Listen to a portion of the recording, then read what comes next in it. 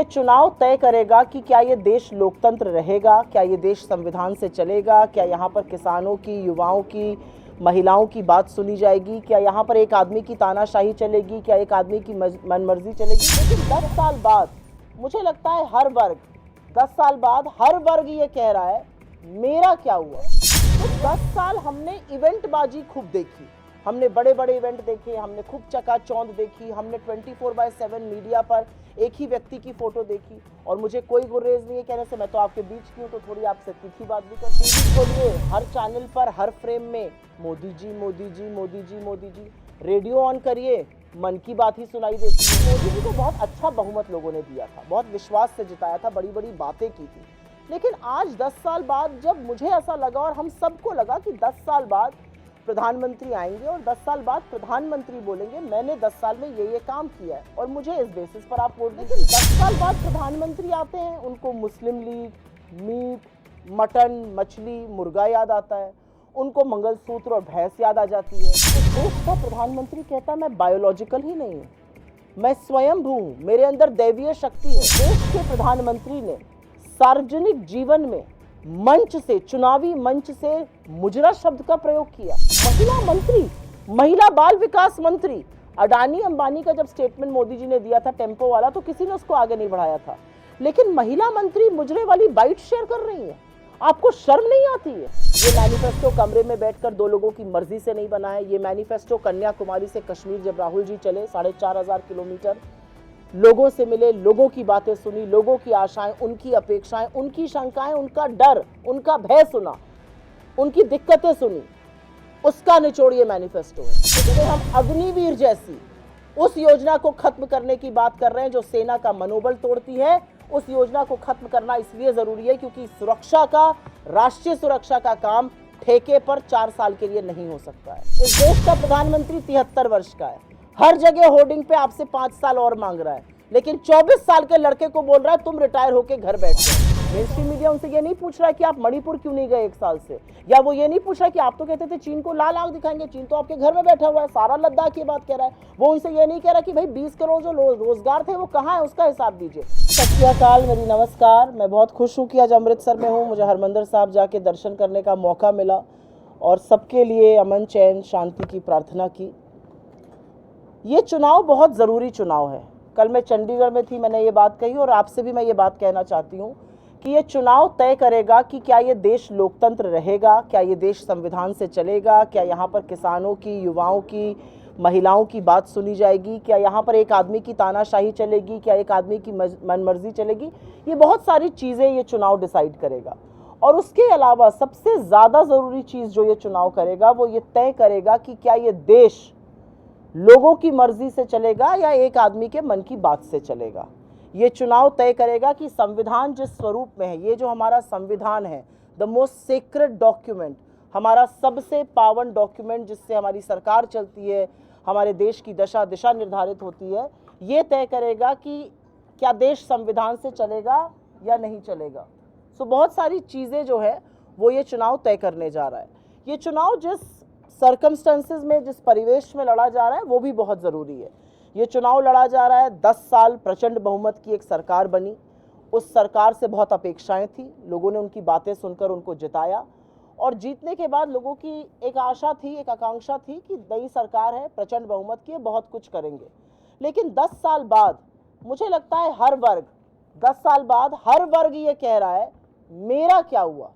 युवा कह रहा है मेरा रोजगार कहाँ है, गरीब आदमी कह रहा है मैं क्यों गरीब होता जा रहा हूँ, किसान कह रहा है भैया जो मुझसे वादे किए थे उनका क्या, महिलाएं कह रही हैं हम इतने असुरक्षित क्यों हैं, जो हाशिए पर लोग हैं वो कह रहे हैं भाई हमारी गिनती क्यों नहीं हो रही है।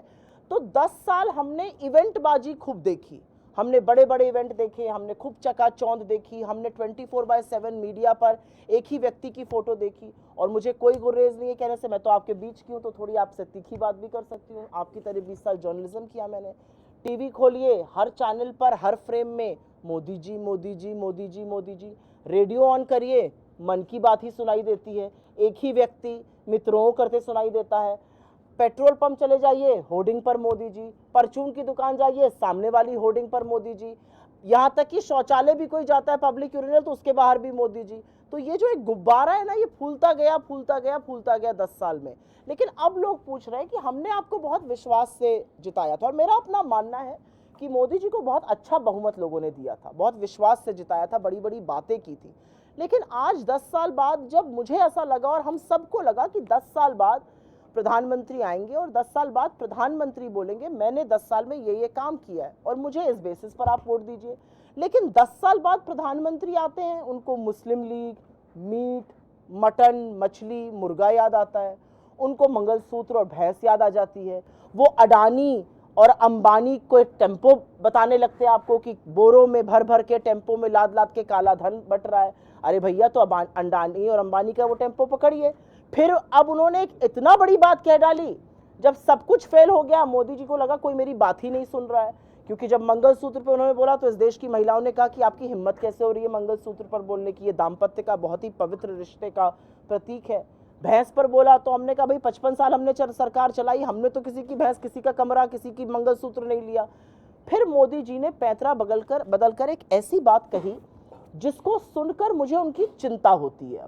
अब मुझे मोदी जी से गुस्सा नहीं आता है, उनकी बातें जुमला नहीं लगती। अब मुझे इस देश के प्रधानमंत्री की मनोस्थिति, उनकी मानसिक स्थिति पर गहन चिंता है। इस देश का प्रधानमंत्री कहता है मैं बायोलॉजिकल ही नहीं हूँ, मैं स्वयंभू हूँ, मेरे अंदर दैवीय शक्ति है। परसों नरसों मैं एक चैनल पर देख रही थी जो यहाँ पर नहीं है, जहाँ पर मोदी जी कहते हैं मैं अविनाशी हूँ। हिंदू धर्म में अजर अमर अनंत अविनाशी सिर्फ ईश्वर को कहा गया है, और मान्यता है कि पृथ्वी पर रहने वाला हर प्राणी नश्वर है। तो अपने आप को अविनाशी बुला देना, अपने आप को कहना कि मैं बायोलॉजिकल ही नहीं हूँ, अपने आप को कहना कि मैं स्वयंभू हूँ, मेरे अंदर दैवीय शक्ति है, तो भाई फिर सवाल तो पूछा जाएगा, और सवाल पूछा जाएगा कि आपकी इन दैवीय शक्तियों का क्या फायदा हुआ देश को। और जब ये सवाल अभी पूछे ही जा रहे थे, और मैं सवाल अभी पूछूंगी, मोदी जी ने कल एक ऐसी बात करी जो मेरे बगल में बैठी हुई महिलाएं, यहाँ पर आई हुई महिलाएं, सबको शर्मसार कर दिया। इस देश के प्रधानमंत्री ने वो किया जो आज तक किसी राजनेता ने नहीं किया था, किसी प्रधानमंत्री ने नहीं किया था। इस देश के प्रधानमंत्री ने सार्वजनिक जीवन में मंच से, चुनावी मंच से मुजरा शब्द का प्रयोग किया। मतलब मुजरा कितना सेक्सिस्ट शब्द है, कितना आधी आबादी के खिलाफ शब्द है, कितना गंदी घिनौनी मानसिकता वाला शब्द है। ये हारी हुई बाजी की अंतिम चालें चलते हुए नरेंद्र मोदी हैं और कुछ नहीं है। मतलब आप इतने डेस्परेट हो गए, आप इतने रैटल्ड हो गए, आप इतनी आगामी हार से डर गए, आप मुजरा शब्द का प्रयोग करने लगे। और मुझे गुस्सा इस बात से भी ज्यादा आया कि चलिए प्रधानमंत्री का मानसिक और नैतिक दिवालियापन सारा देश देख रहा है। महिला मंत्री, महिला बाल विकास मंत्री, अडानी अंबानी का जब स्टेटमेंट मोदी जी ने दिया था टेम्पो वाला, तो किसी ने उसको आगे नहीं बढ़ाया था। लेकिन महिला मंत्री मुजरे वाली बाइट शेयर कर रही है। आपको शर्म नहीं आती है?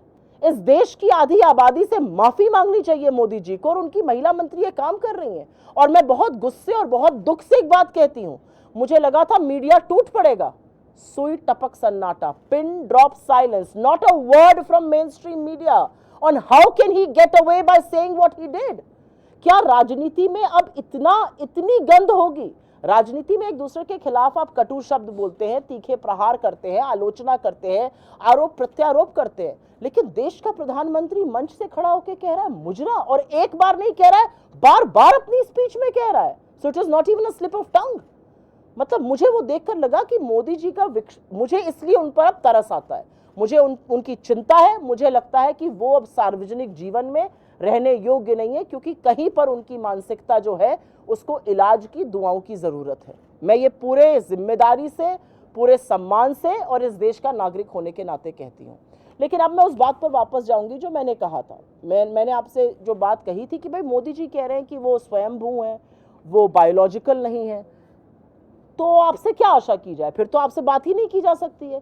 फिर आप हटिए, बायोलॉजिकल पीएम आएगा कोई, वो बायोलॉजिकल पीएम जो है इस देश में रोजगार बनाएगा, इस देश में धंधा पानी शुरू करवाएगा लोगों का, इस देश में कारोबार स्थिर कराएगा, इस देश की अर्थव्यवस्था को सुधारेगा, महिलाओं को सुरक्षित करेगा, किसानों को एमएसपी देगा, श्रमिकों का भला करेगा, हाशिए पर रह रहे लोगों को मुख्यधारा में लाएगा।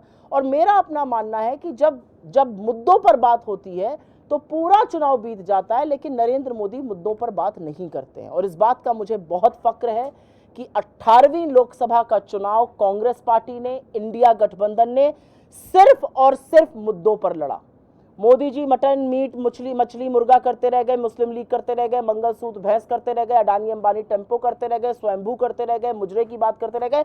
हम लगातार रोजगार पर, महंगाई कम करने पर, गरीबी कम करने पर, महिलाओं को सुरक्षित करने पर, किसानों का भला करने पर, मजदूरों की बहाली करने पर और हाशिए पर पड़े लोगों की गिनती करने पर अडिग रहे। और मुझे ऐसा लगता है इस चुनाव का पूरा नैरेटिव कांग्रेस पार्टी ने सेट किया। नरेंद्र मोदी जी जब उसका कोई उत्तर नहीं दे पाए, 10 साल का अपना ब्यौरा नहीं दे पाए, तो वो इस तरह की बातें करने लगे। मैं 2 मिनट आपका जरूर लूंगी। 48 पन्ने का ये मेरा मैनिफेस्टो है कांग्रेस पार्टी का। ये मैनिफेस्टो कमरे में बैठकर 2 लोगों की मर्जी से नहीं बना है। ये मैनिफेस्टो कन्याकुमारी से कश्मीर जब राहुल जी चले, 4,500 किलोमीटर, लोगों से मिले, लोगों की बातें सुनी, लोगों की आशाएं, उनकी अपेक्षाएं, उनकी शंकाएं, उनका डर, उनका भय सुना, उनकी दिक्कतें सुनी, उसका निचोड़ ये मैनिफेस्टो है। जब उन्होंने मणिपुर से मुंबई की यात्रा की, जिस मणिपुर में प्रधानमंत्री 56 इंच की छाती होने के बाद चूहे का कलेजा है, जा नहीं पाए 1 साल में, उस मणिपुर से मुंबई में जब वो अजनबियों से मिले, युवाओं से मिले, किसानों से मिले, महिलाओं से मिले, हर उम्र हर तबके के इंसान से मिले, उसका निचोड़ ये मैनिफेस्टो है। 48 पन्नों का ये मैनिफेस्टो, 15,329 शब्द और इसके 5 स्तंभ हैं। और मैं 2 मिनट में उन स्तंभों पर जरूर बात करना चाहती हूँ। उसका पहला स्तंभ युवा न्याय है, जिसमें हम 30 लाख सरकारी नौकरी की बात कर रहे हैं, जिसमें हम 1 लाख सालाना स्टाइपेंड की बात कर रहे हैं डिग्री और डिप्लोमा धारक को। इसमें हम अग्निवीर जैसी उस योजना को खत्म करने की बात कर रहे हैं जो सेना का मनोबल तोड़ती है। उस योजना को खत्म करना इसलिए जरूरी है क्योंकि सुरक्षा का, राष्ट्रीय सुरक्षा का काम ठेके पर 4 साल के लिए नहीं हो सकता है। इस देश का प्रधानमंत्री 73 वर्ष का है, हर जगह होर्डिंग पे आपसे 5 साल और मांग रहा है, लेकिन 24 साल के लड़के को बोल रहा है तुम रिटायर होके घर बैठ जाओ। ये कौन सा न्याय है? किसने आपको हक दिया कि आप करोड़ों युवाओं के सपने तोड़ दीजिए? सुबह 4 बजे से मैं यूपी से हूँ, मेरा घर जंगल के पास है, इतने लड़के जंगल की तरफ दौड़ते थे, मैं जाती हूँ अब कोई मुझे नहीं दिखता है, क्योंकि सबको लगता है अग्निवीर ने सबके सपने चकनाचूर कर दिए। हम अग्निवीर को खत्म करेंगे और पेपर लीक के खिलाफ एक बहुत संगीन कानून बनाएंगे। दूसरी बात मैं करना चाहती हूँ नारी न्याय की। हमारा अपना मानना है कि महिलाओं का असुरक्षित होने का एक बहुत बड़ा कारण यह है कि महिलाएं सामाजिक स्तर पर, आर्थिक स्तर पर उनका रिप्रेजेंटेशन बहुत कम है, उनका प्रतिनिधित्व बहुत कम है। तो हमारा पहला वादा है कि जो सरकारी नौकरियां होंगी उसमें आधी नौकरियां हम महिलाओं के लिए आरक्षित करेंगे। हम गरीब महिलाओं के खाते में 1 लाख रुपए सालाना, मतलब 2500 रुपए महीना, बिल्कुल खटाखट डालेंगे। जिसको इस पर आपत्ति हो वो ना करे, लेकिन 48 लाख करोड़ के गवर्नमेंट ऑफ इंडिया के बजट में 2 से 2.25 लाख करोड़ का बजट बिल्कुल निकल सकता है महिलाओं के लिए। और ये सारी चीजें हम ये सोचकर कर रहे हैं, और मैं भी एमएसपी की भी बात करूंगी कि एक मुर्दा पड़ी अर्थव्यवस्था इन सब चीजों से चलने लगेगी। हर चीज का कैलकुलेशन करके, हर चीज का फिस्कल इंप्लीकेशन देखकर हमने ये किया है। तीसरी बात मैं किसानों की करूंगी, और पंजाब में हूं तो ये बात करनी और भी जरूरी है। किसानों को लगातार छला गया, किसानों के लिए सड़कें खोद दी गई, उनके कीले गड़वा दी गई, 700 किसानों की शहादत हुई, किसानों को आतंकी, मवाली, नक्सली, पता नहीं क्या क्या कहा गया। जो वादे किए थे वो निभाए नहीं गए। हमने डिसीजन लिया है कि किसान को कानूनी गारंटी देंगे एमएसपी की, कृषि को, बीज को, कीटनाशक को, पेस्टिसाइड्स को, किसी कृषि के उपक्रम को मुक्त करेंगे जीएसटी से, और किसानों का कर्जा माफ करेंगे। हमने 72,000 करोड़ 4 से 14 की जो अपनी सरकार थी उसमें माफ किया था 2009 में, और हम फिर से वो करने जा रहे हैं, क्योंकि 16 लाख करोड़ अगर ये देश किस पूंजीपतियों का माफ कर सकता है तो बिल्कुल किसानों की कर्जा माफ होनी चाहिए। चौथी बात मैं करना चाहती हूँ श्रमिकों की। इस देश के श्रमिक जो इस देश की इमारतों को, इस देश की नींव को, इस देश के भविष्य को बनाते हैं अपने हाथों से, उनकी क्या सामाजिक सुरक्षा है? मैं आज अमृतसर में बैठी हूँ। अमृतसर में भी बहुत जोमेटो, स्विगी, ब्लिंकिट ऐसी चीज़ें चलती हैं। ये गिग इकोनॉमी एक नई है, बहुत से लोग यहाँ पे काम करते हैं। अगर उनमें से किसी के पैर में कल को चोट आ जाए, उसके घर वालों का क्या होगा? वो 6 महीने बिस्तर पे कहाँ से कमाएंगे, खाएंगे वो लोग? तो एक गिग इकोनॉमी जो बड़ी बन रही है, उबर, ओला, ऐसे लोग जो उसमें आ रहे हैं, उनके लिए एक सामाजिक सुरक्षा का कानून हम लोग बनाएंगे। हम मनरेगा का मानदेय 400 रुपये प्रतिदिन करने जा रहे हैं, क्योंकि मनरेगा और खाद्य सुरक्षा अधिनियम वो 2 चीजें थी जिन्होंने इस देश को संभाले रखा कोविड काल में भी। और हम दो बहुत बड़ी चीज़ें और करने जा रहे हैं। हम इस पूरे देश के लिए 25 लाख की हेल्थ बीमा योजना लाने जा रहे हैं। जैसी राजस्थान में थी वैसी हम यहाँ पर भी चला के दिखाएंगे पूरे देश में। इसमें टेस्टिंग, डायग्नोसिस और इलाज है। और दूसरा हमारा बड़ा जो एक देशव्यापी तौर पे हम करने जा रहे हैं, हम 5 किलो राशन को खाद्य सुरक्षा अधिनियम के अंतर्गत जो मिल रहा है उसको 10 किलो करेंगे। ये हम कर्नाटका में और तेलंगाना में करते हैं और इसकी ज़रूरत पूरे देश में है। और अंत में मैं बात करना चाहती हूँ भागीदारी की, हिस्सेदारी न्याय की, जो हमारा 5वां बड़ा स्तंभ है। हिस्सेदारी जब तक लोगों की नहीं होगी, जब तक पिछड़ों की, आदिवासियों की, दलितों की और गरीब सामान्य वर्ग की, even so called upper caste, general caste के जो गरीब लोग हैं, अगर उनकी हिस्सेदारी नहीं होगी तो ये देश समृद्ध नहीं बनेगा। और उनकी हिस्सेदारी तभी होगी जब आपको पता चलेगा कितने लोग हैं, उनके पास क्या है, उनके क्या संसाधन है। और अभी तक वो पता नहीं चल पाया है क्योंकि 2011 के बाद से कोई जनगणना नहीं हुई है। कोरोना के बाद विश्व के हर बड़े देश ने सेंसस किया। हम कहते रह गए कास्ट सेंसस कराइए, नरेंद्र मोदी उसके लिए तैयार नहीं हुए। इसलिए आर्थिक और सामाजिक जनगणना होनी जरूरी है, जिससे जो खाई गरीबों और अमीरों के बीच में बन रही है। 1600 करोड़ रुपए एक व्यक्ति कमा रहा है देश का रोजाना, और किसान 27 रुपए रोज पर औसतन है। किसान को उसके एमएसपी का दाम नहीं है, लेकिन 1600 करोड़ मित्रों का माफ है। मुझे लगता है इन सब चीजों को देखते हुए जरूर चीजें ऐसी होनी चाहिए जिससे गरीब के ऊपर जो महंगाई का कहर है, जो बेरोजगारी से गरीब परेशान है, वो उसको कुछ राहत मिले, उसके भले का कुछ काम हो। इन सब चीज़ों को मद्देनज़र रखते हुए ये हमारा मैनिफेस्टो है।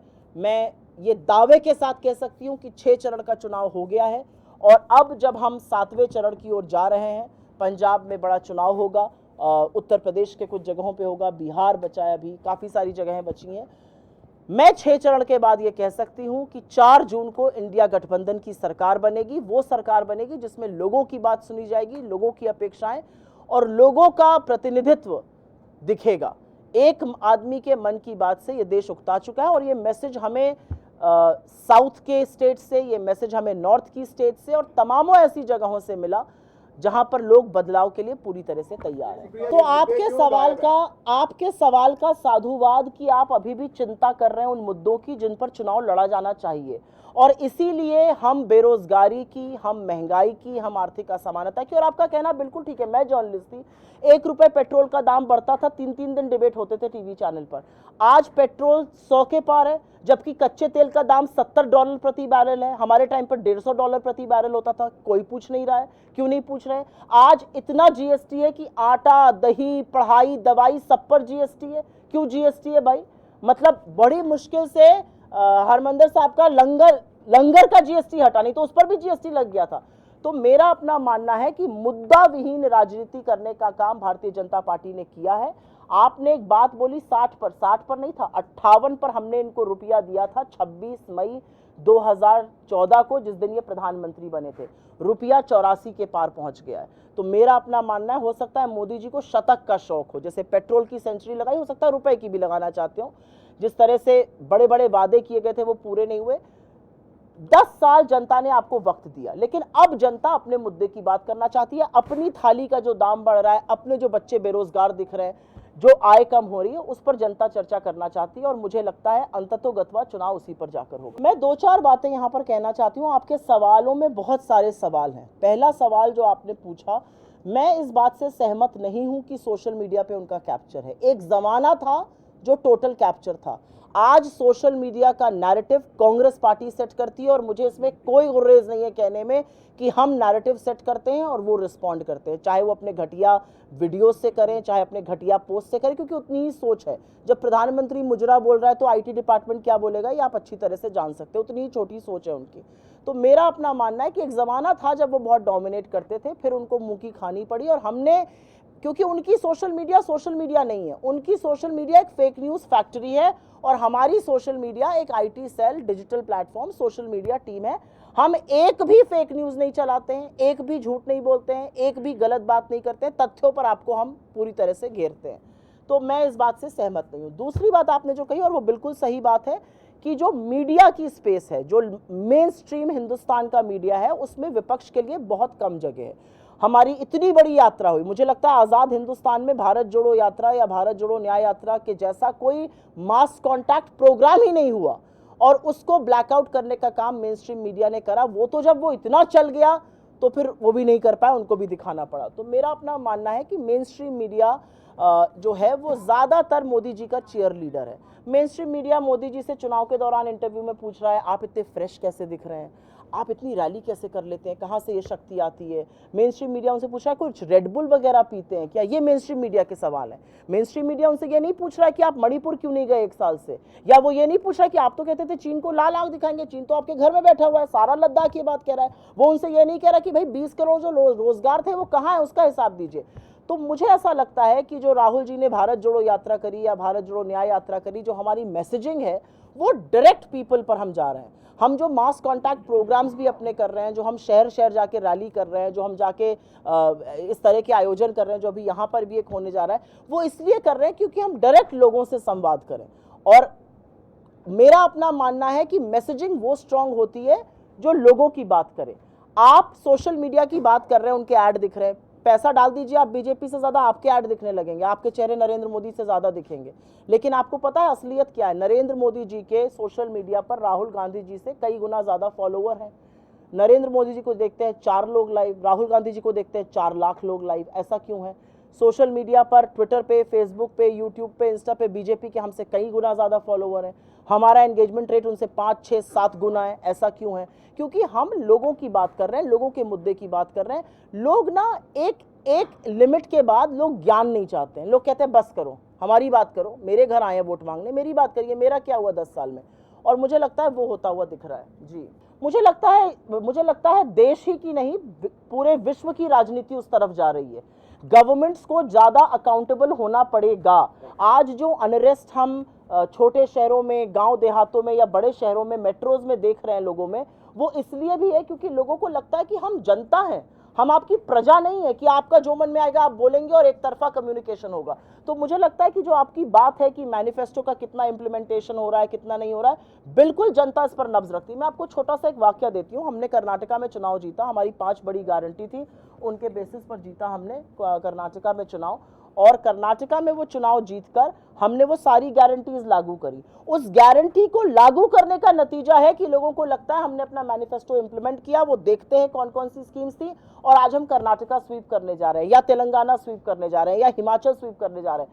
तो बिल्कुल आपकी बात से मैं सहमत हूं कि governance has to be more accountable. People want to know what did you promise, what did you do. इसीलिए तो लोग आज पूछ रहे हैं कि 15 लाख कहाँ है, कहाँ है 20 करोड़ रोजगार, कहाँ है 100 स्मार्ट सिटी, क्यों रुपया और डॉलर एक नहीं है, क्यों पेट्रोल और डीजल 35 पे नहीं बिक रहा है, क्यों किसानों की आय दुगनी नहीं हुई है, क्यों चीन को आप लाल आंख नहीं दिखा रहे। ये सारी बातें बोली गई थी, लेकिन इनमें से कुछ हुआ नहीं। तो यही सवाल तो लोग पूछ रहे हैं। देखिए, ऐसा होता है कि जो मैनिफेस्टो होता है या हमारा जिसको हम न्याय पत्र कह रहे हैं, ये एक पॉलिटिकल कंसेंसस से बना एक डॉक्यूमेंट है। इसका जो प्रूफ ऑफ द पुडिंग जिसको कहा जाता है, इसका सक्सेस या इसका फेलियर होगा कि हम इसको कितना इंप्लीमेंट करेंगे। और जनता बहुत जागरूक है। अगर आप इंप्लीमेंट करिएगा तो जनता आपको रिपीट करेगी, अगर आप इंप्लीमेंट करिएगा तो जनता आपको उसका फायदा दिखाएगी, अगर आप नहीं करिएगा तो यही जनता आपको खदेड़ भी देती है। आज कर्नाटका में हमारा अपर हैंड क्यों है? आज कर्नाटका में जहां पर बीजेपी की ज्यादा सीटें थी लोकसभा की, हम क्यों स्वीप करने जा रहे हैं? क्योंकि हमारी सरकार ने वो करके दिखाया है। I don't think political parties can make legal documents. इसका मैं इस बात से सहमत हूं कि कोई एक ऐसा प्लेटफॉर्म जरूर होना चाहिए जहां पर लोग आपको फीडबैक दे सकें, जहां पर लोग आपसे सवाल पूछ सकें कि आपने ये कहा था, आपने किसके लिए, कितने लोगों के लिए इंप्लीमेंट किया। तो मैं ये बात किससे बिल्कुल ये हूं कि डिजिटल जितना दुनिया हो रही है, जितना लोग ऑनलाइन आ रहे हैं, governance will have to be more accountable, there is no doubt about it. Aujla ji के काम देख रही थी, I will be very honest with you, I think he has done, Aujla ji के काम देख रही थी, उनके जबरदस्त काम है। So I have no doubt in my mind कि उन्होंने बहुत काम किया है। मैं इस बात से बहुत सहमत नहीं हूँ। कल मैं चंडीगढ़ में थी, उसके पहले मैं पंजाब के किन्हीं और जगहों का भी मैंने दौरा किया।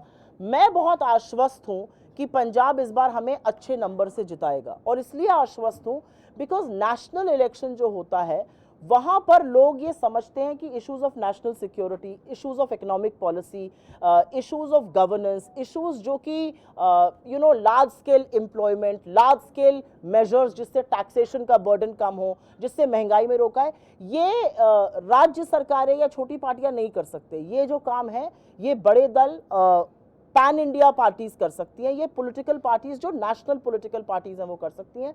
और उसमें हमारा और बीजेपी का मुकाबला है। उसमें आपका जो सवाल है, मैं दो तरह से इसको आंसर करना चाहूँगी। एक तो मैं कांग्रेस की प्रवक्ता हूँ और मेंबर हूँ, तो मैं उस तरह से, और दूसरा I am a mother of young children, one pre-adult and one adult.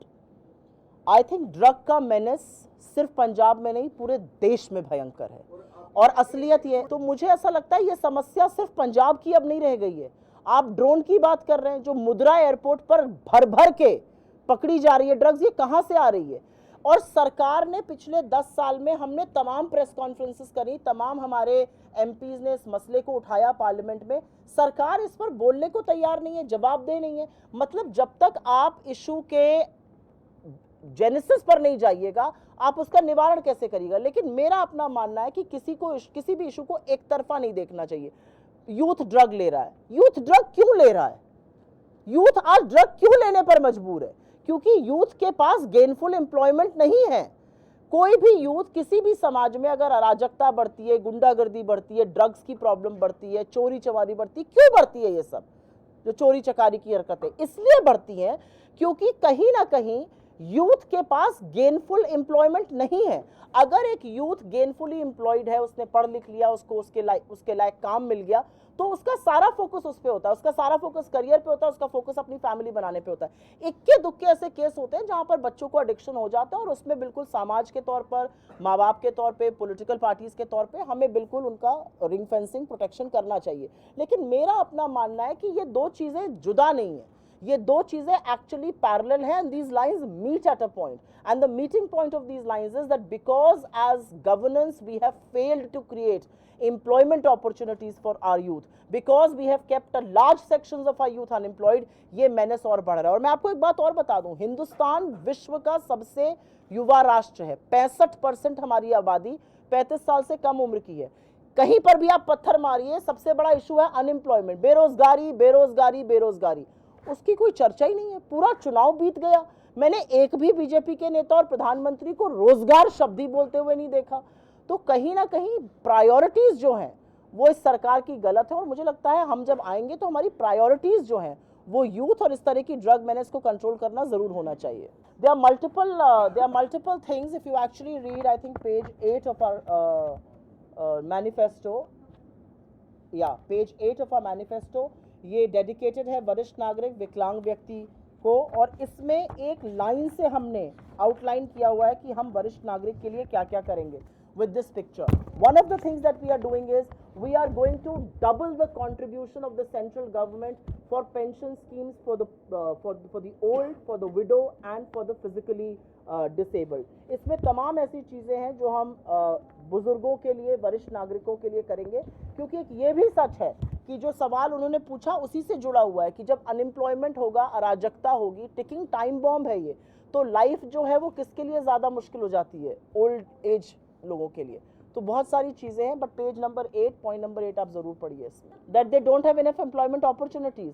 If you tell a youth that you will earn the same amount of money that you will earn in another country where you will be a second grade citizen, where you will never be a natural citizen, they would like to live here with their family and their friends and the places that they have been brought up in. But the reason why most people quit and go, the reason why large scale migration always happens, is because of employment opportunities, is because of economic prosperity, is because of people are far better off in other places. ना कानून के अनुसार सही है और ना हिंदू धर्म के अनुसार सही है।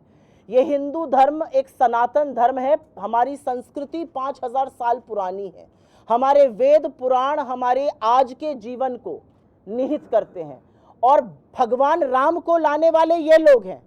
हो सकता है अगली बार भगवान राम के खुद ही अवतार अपने आप को बता दें। स्वयंभू बोल चुके हैं, नॉन बायोलॉजिकल बोल चुके हैं, दैवीय शक्ति वाला बोल चुके हैं, अविनाशी बोल चुके हैं। हो सकता है कह दें अगली बार कि मैं ही कलयुग का राम हूं। तो मुझे ऐसा लगता है कि भगवान राम का जितना अनादर बीजेपी ने किया है, जब प्राण प्रतिष्ठा भी हो रही थी, बड़े बड़े पोस्टर मोदी जी के, छोटे छोटे पोस्टर भगवान राम के, और बीजेपी को अगर लगता है कि भगवान राम के नाम पर वोट मिल जाएगा, तो यही जनता पूछ रही है कि भगवान राम ने क्या कहा है। भगवान राम की जो रामायण है, क्या कहा है गोस्वामी तुलसीदास जी ने?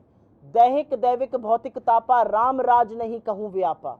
राम राज में कोई दुखी नहीं है, कोई परेशान नहीं है, कोई गरीब नहीं है। आप गरीब को और गरीब बनाइएगा। आप दलित को पिटवाइएगा बरेली में क्योंकि उसने अपने मन से वोट डाला, आप एक आदिवासी के सर पे पेशाब कराइएगा, आप किसानों को, अन्नदाताओं को पिटवाइएगा, लाठियों से उनके रास्ते में कीले गड़वा दीजिएगा, और आपको लगता है कि आप राम राज्य की बात कर रहे हैं। तो मुझे लगता है कि जो श्री राम की फोटो वहां लगाई थी वही श्री राम की फोटो इनके साथ न्याय भी करने वाला। मेरा अपना मानना है 1 साल से मणिपुर जल रहा है। आज की तारीख में, अभी as we speak, some parts of Manipur are under curfew. आज भी हजारों महिलाएं और बच्चे मणिपुर में राहत और रिलीफ कैंप में रहने को मजबूर हैं। जब राहुल गांधी जी गए मणिपुर पहली बार जून में पिछले साल, उन्होंने जो वहां पर देखा वो भयावह था।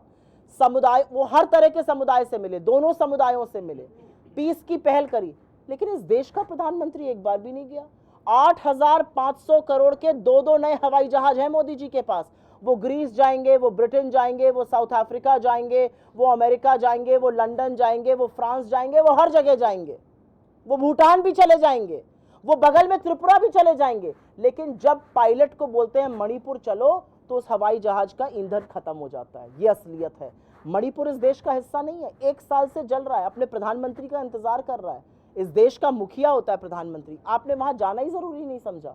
तो मेरे को लगता है कि सिर्फ मणिपुर की क्यों बात कर रहे हैं। इस देश की सबसे होनहार बेटियां, आपके बगल की हरियाणा की लड़कियां, अक्षी मलिक, जब मेडल आया तो सबसे पहले हाथ उठा के मोदी जी वहां पे पहुंच गए फोटो खिंचाने के लिए, और जब उन लड़कियों ने यौन शोषण का आरोप लगाया तो आप आरोपी के साथ खड़े रहे। आपने आरोपी को टिकट दिया, उसके परिवार को टिकट दिया, आपने बेटियों को सड़कों पर पिटवाया। मुझे आज भी याद है, आप नए संसद का इनॉग्रेशन कर रहे थे, इन लड़कियों को बूटों के तले रौंदा जा रहा था। ये आपने बनाया है। उत्तराखंड की अंकिता भंडारी के साथ न्याय कौन करेगा? बिल्किस बानो के दोषियों को आपके लोगों ने छुड़ाया, उनको माला, टीका, लड्डू खिला रहे हैं। वो आज़ादी की लड़ाई जीत कर आए हैं वो आदमी। क्या बात करते हैं मोदी जी। तो मातृशक्ति के नाम पर जो वोट मांग रहे हैं, वो अगला सेंटेंस मुजरा बोलते हैं, कहते हैं मुजरा कर होना चाहिए, और एक बार नहीं 50 बार बोलते हैं। क्या हो गया है मोदी जी को? औरत को दोयम दर्जा। और मैं यहाँ पर एक बात और कहना चाहती हूँ, किसी कॉन्टेक्स्ट में मोदी जी ने 4-5 दिन पहले, और हमने इग्नोर किया, उन्होंने चूड़ियों की बात करी थी। क्या होती हैं चूड़ियाँ? चूड़ियाँ कमजोरी की निशानी है, चूड़ियाँ सशक्तिकरण की निशानी है। जो औरत हाथ में चूड़ी पहनती है वही घर चलाती है, वो देश भी चला सकती है, वो जन्मदाता है। किस तरह की बातें करते हैं मोदी जी। मोदी जी औरत को दोयम दर्जे वाली समझते हैं। औरत को दर्जा उन्होंने बनाया हुआ है, वो समझते हैं कि मुजरा, जो उन्होंने शब्द का प्रयोग किया, चूड़ियां जो शब्द का प्रयोग किया, ये गलत है और सर्वथा गलत है। मेरा अपना मानना है कि अगर कहीं पर भी किसी महिला के साथ कुछ गलत होता है, मेरा अपना मानना है अगर कहीं पर भी कोई ऐसी शिकायत आती है, बिल्कुल छानबीन होनी चाहिए, पूरी अच्छी तरह से जांच होनी चाहिए, और उस औरत को न्याय मिलना चाहिए अगर उसके साथ गलत हुआ है। दूसरी तरफ से भी कुछ बड़े सारे तथ्य और वीडियो लगाए गए। हम जांच एजेंसी तो है नहीं, दिल्ली पुलिस जांच कर रही है। औरत के खिलाफ अगर कुछ गलत होता है तो जांच की जिम्मेदारी जांच एजेंसीज की होती है, हम उसका पूरा समर्थन करते हैं।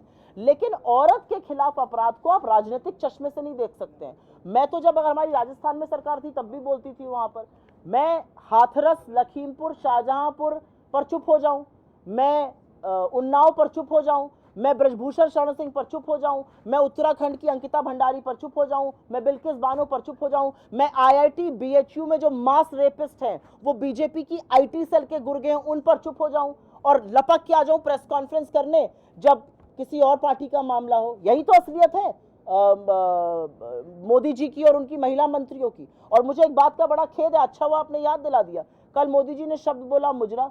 मोदी जी की बाल विकास मंत्री वो उस बाइट को चला रही है ट्वीट पर, आपको शर्म नहीं आ रही है?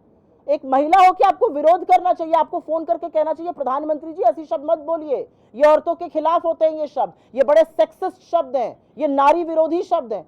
वो बाइट चला रही हैं अपने ट्विटर हैंडल से। मतलब क्या हो गया है सरकार को और इनके लोगों को? I do feel, and I have traveled great deal by the Indian Railways as a student, because I used to study in Delhi and my hometown was in Lucknow. I would take a train as much as I could. I believe that Indian Railways has been single-handedly destroyed by this government. आप बड़ी बड़ी वंदे भारत की, बड़ी बड़ी bullet train की बात कर रहे हैं, जो आम पैसेंजर ट्रेन है वो 10-10, 12-12 घंटे लेट चल रही है। आम ट्रेनें आपने कम कर दी हैं, गाजर मूली की तरह उसमें गर्मियों में लोग भरे हुए हैं, टॉयलेट में भर के लोग यात्रा कर रहे हैं। गरीब का सबसे प्रेफर्ड और सबसे सस्ता साधन भारतीय रेल होता था। आज दिल्ली और लखनऊ के बीच की फ्लाइट 3300 रुपए की है और ट्रेन का टिकट 2200 रुपए है। ये क्या कर दिया है मोदी जी ने? तो मुझे लगता है कि भारतीय रेल को पूरी तरह से तबाह करने का, प्राइवेटाइजेशन का, सिर्फ अपने मित्रों को वहां पर मौका देने का काम नरेंद्र मोदी जी ने किया है। जब बीजेपी के राष्ट्रीय अध्यक्ष खड़े होकर कहेंगे कि हम बड़े सक्षम हैं, हमें आरएसएस की जरूरत नहीं है, तो उनका कोर वोट कौन है? ऐसे ही थोड़ी मोहन भागवत ने स्टेटमेंट दे दिया और कहा कि कांग्रेस ने कितना बड़ी भूमिका निभाई है आज़ादी के आंदोलन में। क्यों कहा उन्होंने? क्योंकि उनको पता है कि दूध की मक्खी की तरह से बीजेपी आरएसएस को निकाल रही है। आप निकालिए, आपके द्वंद्व पर टीवी पे इंटरव्यू भले नहीं होंगे, लेकिन कार्यकर्ता तो आपके लिए नहीं निकल रहे हैं। लेकिन आपने क्योंकि आंकड़ों की बात करी, दो बहुत चिंताजनक आंकड़े हैं। एक जो यकायक 11 दिन बाद वोट बढ़ जाता है, 1 करोड़ वोट बढ़ गया 4 फेजेस में। और दूसरा चिंताजनक ये है कि कई कंस्टिट्यूएंसीज में जहां पर वोटर बढ़े हैं, लिस्टेड वोटर्स बढ़े हैं, वहां पर वोटिंग पिछले चुनाव से कम हुई है। तो वोटर सप्रेशन जो हुआ है वो भी एक बहुत बड़ा प्रॉब्लम है। तमाम ऐसे इंसिडेंट्स हैं जहां पर लोग पोलिंग बूथ पर गए पर उनको वोट देने का वक्त नहीं था। मेरा अपना मानना है कि बीजेपी का 4 जून को जो हश्र होगा वो आप सब देखेंगे। बीजेपी में, पहले मैं अभी मेरी बात कर लूं, उन्होंने क्या कहा? वो तो दिन भर बोलते रहते हैं, वो तो मुजरा मुजरा बोल रहे हैं, उन पर क्या बोलूं मैं? छोड़िए उनकी बात को, मैं अपनी बात करूंगी। तो बीजेपी का 4 जून को क्या हश्र होगा वो आप देखिएगा, क्योंकि बीजेपी में जो सिर फुटौल है वो मीडिया भले ना दिखाए। आपको मैं शुरुआत करती हूं गुजरात से। रूपानी जी चीफ मिनिस्टर थे, पाटिल जी अध्यक्ष थे, दोनों के बीच में बातचीत नहीं थी। अमित शाह जी और योगी जी की बातचीत नहीं है। योगी जी के खिलाफ 200 विधायक धरने पर सदन में बैठकर अनशन करते हैं। नरोत्तम मिश्रा और शिवराज सिंह चौहान की बातचीत नहीं थी। गुलाब कटारिया, पुनिया जी, शेखावत जी, वसुंधरा राजे जी, कितने कैंप थे राजस्थान में मुझे पता नहीं है। और असलियत यह है कि संघ और मोदी जी के बीच में जो खींचतान चल रही है उसका नमूना जेपी नड्डा जी ने बड़ी बिल्कुल साफ तरीके से दे दिया है कि अटल जी के जमाने में आरएसएस की जरूरत थी, अब हम बहुत सक्षम हैं, हमें आरएसएस की कोई जरूरत नहीं है। तो विनाश काले विपरीत बुद्धि, ईश्वरी बुद्धि में उनकी बैठ गया, ऐसी बातें वो कर रहे हैं और इसीलिए उनके वोटर वोट देने नहीं जा रहे हैं। बहुत साधु। नरेंद्र मोदी कहते हैं उनकी 56 इंच की छाती है, लेकिन 56 इंच की छाती के अंदर जो कलेजा है ना, वो चूहे का कलेजा है। अगर नरेंद्र मोदी के अंदर हिम्मत होती तो इस देश के मणिपुर जाते, अगर हिम्मत होती तो पूरा लद्दाख सड़कों पर था वहां जाते, अगर हिम्मत होती तो टीवी चैनल पर आकर ये नहीं कहते चीन के बारे में 20 जांबाजों की शहादत के बाद। कोई घुसा हुआ नहीं है, कांग्रेस के अंदर हिम्मत नहीं है। कांग्रेस ने शहादत दी है और जब पूरा विश्व हमारे खिलाफ था तब इंदिरा जी ने आंख में आंख डालकर पाकिस्तान के 2 टुकड़े किए, सेना के शौर्य और पराक्रम के बल पर, और बांग्लादेश को जन्म दिया, विश्व का भूगोल बदल दिया। उस कांग्रेस की आप बात करते हैं जिसने एक प्रधानमंत्री को और एक पूर्व प्रधानमंत्री को इस देश पर बलिदान कर दिया, कुर्बान कर दिया। क्या बातें करते हैं मोदी जी? मणिपुर जाने की हिम्मत और हैसियत नहीं है, चले हैं हमें वीरता का पाठ पढ़ाने।